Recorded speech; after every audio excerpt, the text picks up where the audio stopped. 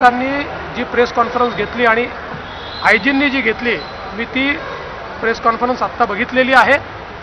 त्या प्रेस कॉन्फरन्समध्ये अतिशय क्लिअर कट इथला सगळं पिक्चर आलेला आहे।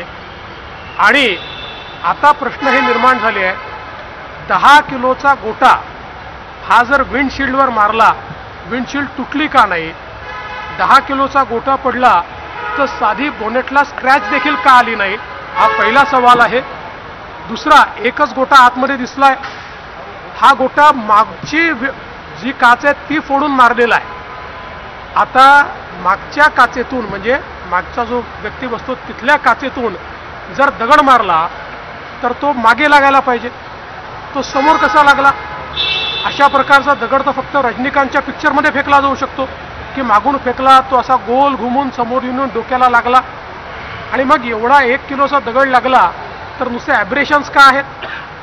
त्याच्यामध्ये कुठली जखम का दिसत नाही? त्यामुळे हे जे काही आता सगळं समोर आलेलं आहे आणि याचं जे बिग पिक्चर समोर आलं आहे, यातनं एकदम स्पष्ट हे होत आहे की हे सगळं हा सिनेमा तयार करण्यात आला।